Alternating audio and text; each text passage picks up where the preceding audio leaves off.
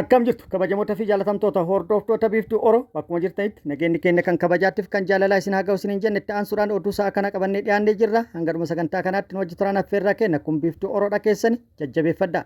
Laayik sheer godhuun dagatina kallattii mangara mata duree oduu amma qabadheetti yeroo dabru oduun jalqaba. Barnoonni Keeniyaatii fi barnoonni Itoophiyaa wal bira qabamee yoo ilaalamu yeroo ammaa kanatti barnoonni Itoophiyaa gadi bu'aa jiraachuu fi kufaatii keessa jiraachuun himamee jira. Maalirratti xiyyeeffatuudhaan kan jedhu qabadhee jira isin biraan gaha. Oduma barnoota wal qabatuun Itoophiyaan qorannoo biyyoota 123 irratti gaggeeffameen dandeettii afaan Ingiliziitiin sadarkaa 65ffaa baatee jirti. Biyyoonni biroollee sadarkaan isaanii kan ifoome jira. Dabalata odeeffannoo kanallee qabadhee jira. Oduun itti aanu ABO'n ibsa baasee jira. Ijaarsa dirree xayyaaraa haaraa Abbuu Seeratii wal qabsiise ibsa inni baase 1-2-3 jennee qabannee jirra isin biraan kenna. Oduu biyya alallee qabna oduu kanneenii fi kan biroo wajjin guutuu oduu wajjin isin wajjin ka turu ani Bariisoo Ganamooti guutuun oduu wal duraa duubaan akka itti aanu kanatti isiniif dhiyaata. Itti booharaa. Itoophiyaa fi Keeniyaa barnootaan wal bira qabamee yoo ilaalamu barnoonni Itoophiyaa gadi bu'aa dhufuun himamee jira. Firii qormaata barattoota Itoophiyaa kutaa 12ffaa fi barattoota Keeniyaa kutaa 12ffaa wal bira qabuun yeroo ilaalamu kan Itoophiyaa baay'ee gadi bu'uudhaan galmaahee jira. Barattoonni biyyoota lamaanii qormaata biyyoolessaa kutaa 12ffaa fudhatanii firii qormaata kutaa 12tiin qabxii darbiinsaa kan galmeessan wal bira qabamee yoo ilaalamu kan barattoota Itoophiyaa baay'ee gadi bu'ee argamee jira. Qabxiin qormaata madaalame kun kan bara 2017 akka lakkoofsa Itoophiyaa yookaan immoo 2025 akka lakkoofsa Awurooppaa qormaata kutaa 12tiin kan wal qabateedha. Keeniyaan firii qormaata barattoota kutaa 12ffaa kan seensa yuunivarsiitii bara 2025 fudhatan yookaan immoo qormaata KCSE guyyaa har'aa yookaan immoo amajjii 9 2026 ifoomsitee jirti. Haaluma kanaan kutaa 12ffaa yookaan qormaata kutaa 12ffaa barattoonni bara 2025 qoraman 993 yoo ta'u barattoota qoraman kana keessa barattoonni yuunivarsiitii galan yookaan immoo qabxii seensa yuunivarsiitii galmeessan 270,070 fi 715 ta'uudhaan parsantiidhaan parsantii 27.18 galmaa'anii jiru. Yookaan immoo parsantii 27.18 qabxii caa pilaasii fi sanaa ol galmeessuun kallattiidhaan yuunivarsiitii galuu fi ulaagaa guutan jedhamee jira. Akkasumas akka madaallii qormaata biyyattiitti barattoonni qabxii A galmeessan 1,932 kan ta'an yoo ta'u walqixxummaa saalatti barattoonni qormaata fudhatan 50 dubartoota yoo ta'an 50 dhiira jedhamee jira. Firii qormaata kutaa 12ffaa barattoota Itoophiyaa bara 2017 akka ragaa ministeera barnoota Itoophiyaa fulbaana 14 2025 yookaan immoo fulbaana 4 2018 akka lakkoofsa Itoophiyaatti ifoomsetti bu'aan qormaata baay'inni waliigala barattoota qormaata kutaa 12ffaa fudhatan 581,905 barattoota qormaata fudhatan keessa kan qabxii darbiinsaa galmeessan barattoota 48,929 dhibbeentan 8.4% yookaan immoo parsantii 8.4 qofaadha. Kan qabxii darbiinsaa yookaan 50 fi sanaa ol fidan.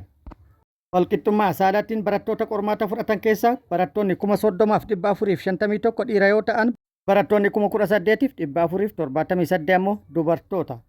Walqixxummaa saalaatiin kan Keeniyaa 50 yoo ta'u kan Itoophiyaa garuu ta'uu baatus garaagarummaan guddaan kan jiru qabxii darbiinsaa kan galmeessan irratti yoo ta'u Itoophiyaatti parsantii 8 qofatu darbe. Keeniyaatti immoo parsantii 27dha. Kun garaagarummaa guddaadha. Gannoota dura barnoota fi akkasumas ga'umsi barattoota Keeniyaatii fi Itoophiyaa wal bira qabamee yoo ilaalamu sarara wal fakkaataa irra kan turan ta'utu himamaa ture.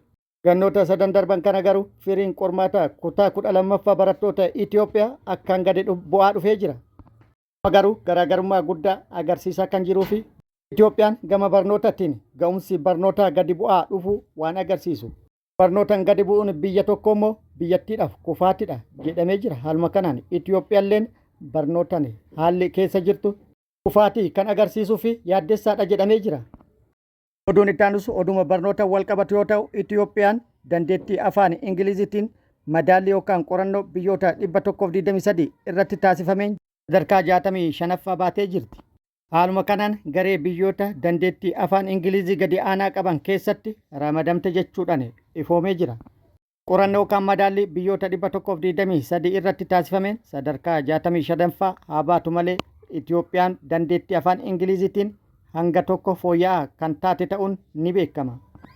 Irra caalaa immoo yeroo ammaa kana afaan Ingiliziitiif xiyyeeffannaa kennuudhaan barattoonni carraa gara garaatti fayyadamuudhaan afaan Ingilizii irratti fooyya'insa guddaa kan qaban ta'uun ni beekama. Ta'ullee xiyyeeffannaatti kennuun caalatti irratti hojjechuun ni barbaachisa jedhamee jira. Qorannoo biyyoota 123 irratti gaggeeffame kanaan Somaaliyaan 119 kan baate yoo ta'u, Sudaan immoo 106 baatee jirti. Qorannoo biyyoota 123 irratti gaggeeffame kanaan sadarkaa olaanaa irratti kan ramadaman Afrikaa Kibbaatii fi Zimbaabuweedha jedhamanii jiru. Oduun itti aanu abbaan taayitaa sirna nyaataa fi qoricha Itoophiyaa oomishaalee aannanii Neestil summaa'uu ilaalchisee akeekkachiisa baasee jira. Abbaan taayitaa sirna nyaataa fi qoricha Itoophiyaa odeeffannoo dhaabbata Neestil jedhamu irraa argateen oomishni nyaata daa'immanii fi ijoollee xixiqqoof dhiyaatu kan maqaan isaanii Naan Special Pro HA 012 jedhaman jalatti oomishaman keessatti baakteeriyaan daddarbaa ta'e argamuu fi summaa'uu hordofee of eeggannoon akka taasifamu akeekkachiisee jira. Akkasumas gosoota nyaata kanaa irrattis uggura kaa'ee jira. Akeekkachiisa kaa'anii fi uggura kaa'een amajjii 8 guyyaa kaleessaa jechuudha 2026 irraa eegalee oomishaaleen kunniin gabaa irraa hatantamaan akka ittifaman akkasumas uummannis itti fayyadamuu akka dhaabu waamicha taasisee jira. Oomishaaleen kunniin eessatti akka oomishaman, yoom akka oomishaman, akkamitti akka oomishaman hordofuuf lakkoofsa fayyadu 5166 Duwwaa 742 F3 akkasumas guyyaan oomishame waxabajjii 15 2025 guyyaan oomishni kun itti tajaajilaan ala ta'u kan expire ta'u muddee 15 2026 fi ulfaatina giraama 800 dabalatee ragaa barreeffame irratti irra caalaa lakkoofsi oomisha 5166 Duwwaa 742 F3 qulqullina qabaachuu dhabuu isaa mirkaneessee jira. Haaluma kanaan abbaan taayitaa sirna nyaataa fi qoricha Itoophiyaa biyyattii keessatti namni oomisha kana arge hatantamaan dhaabbatichaaf eeruu kennuu akka qabu akeekkachiisee jira yookaan hubachiisee jira.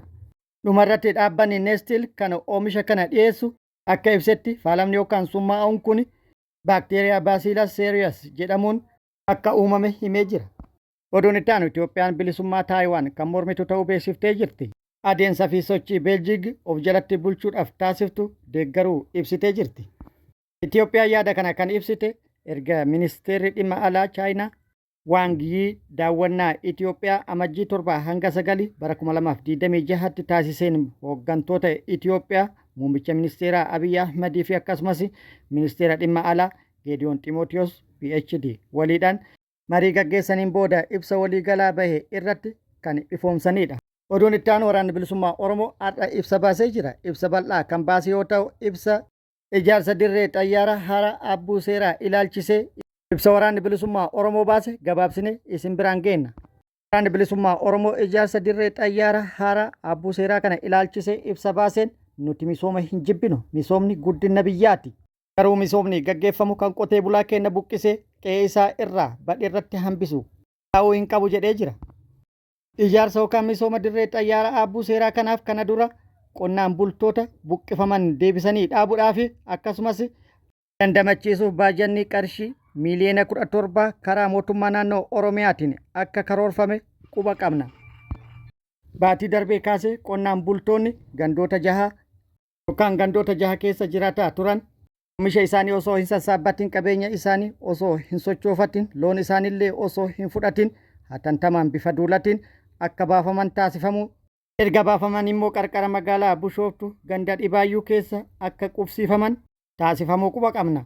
Qonnaan bultoota Abbuu Seeraa akkuma qonnaan bultoota Eekkaa, Gullallee, Galaanii fi Abbichuu lafa isaanii irraa qofa osoo hin taane aadaa, afaan, seenaa, duudhaa Oromummaa fi abdii egeree ofii isaa irraa buqqifamanii mancaatii eenyummaa saba tokko beenyaa hangamuu kaffaluun hirphuun hin danda'amu jedhee jira. Ta'uu ka qabu tokkoffaa mootummaan piroojeektii dirree xayyaaraa Abbuu Seeraa akka haaratti ijaaramuuf karoorfame kana keessatti qonnaan bultoota Abbuu Seeraa gandoota 6 keessa jiran yookaan keessaa buqqifaman beenyaa muraasan gaggeessuu osoo hin taane qonnaan bultoota kunneen buufata xayyaaraa kana keessaa abbummaa qabeenya yookaan sheer isaaniitiif malu akka argatu qaban gaafatee jira. Lama abbummaan qabeenyaa kunis harcaatii tokko malee abbootii qabeenya lafaa fi dhalattoota isaanii akka hammatu taasisamuu qaba jedhee jira. Sadaffaa qonnaan bultoota buqqifamanii deebisanii qubachiifaman kanaaf bu'uuraaleen misoomaa kanneen akka mana barnootaa, mana yaalaa akkasumas tajaajila bishaan qulqulluu fi tajaajila ibsaa kan kana fakkaatan hatantamaan akka galuufi qabu gaafatee jira. Afraffaa akka Oromoota kana dura qonnaan bultoota kanneen mancaatiin eenyummaa akka hin qunnamneef kunuunsi addaa akka taasifamuuf ni yaadachiisnas ni gaafannas jedhee jira. Kun ibsa ABO'n piroojeektii dirree xayyaaraa haaraa Abbuu Seeraatiin wal qabatee ibsa baase yoo ta'u, ibsa gara biraatiin immoo yeroo itti aanutti kan walitti deebinu ta'a. Oduu biyya alaatiin Iraan keessatti tajaajilli intarneetii fi bilbilaa adda cituun gabaafamee jira. Qaala'insa jireenyaatiin wal qabatee mormiin guyyoota 10 dura biyyattii keessatti keessa babal'atee itti fufee jira. Magaalota biyyattii gurguddoo hunda keessatti haala jedhamuu danda'amuun mormiin kan itti fufee yoo ta'u, gara fincilaatti ce'uu danda'a jedhamee tilmaamamee jira. Kun akkuma jirutti ta'ee guutuu biyya Iraan keessatti intarneetii fi bilbilli akka tasaa addaan cituun gabaafamee jira. Dhaabbileen idil addunyaa adda addaa qunnamtii dijitaala biyyattii hordofan akka jedhanitti qunnamtiin magaalota biyyattii hedduu keessatti guutumaan guututti adda cituu ibsanii jiru. Mormii siyaasaa yeroo ammaa kana biyyattii keessatti deemaa jiruun kan wal qabatu immoo adda cituun qunnamtii dijitaalaa kufaatii teeknikaa ta'uu ilaalchise ibsi mootummaan Iraan irraa kenname hanga ammaatti kan hin jirre ta'us ibsanii jiru.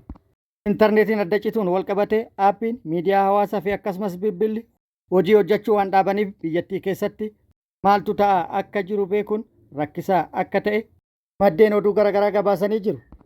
Kabajamoota fi jaalatamtoota hordoftoota biiftuu Oroo oduu namaaf qabadde kan hanga ammaa kana guutuu oduu wajjin isin wajjin ka ture ani Barisoo Ganamoota hanga yeroo itti aanutti deebinee wal agarrutti nageenyi Rabbi isiniif haa baay'atu nagatti nu turan hawwii kenna nagatti nu tura.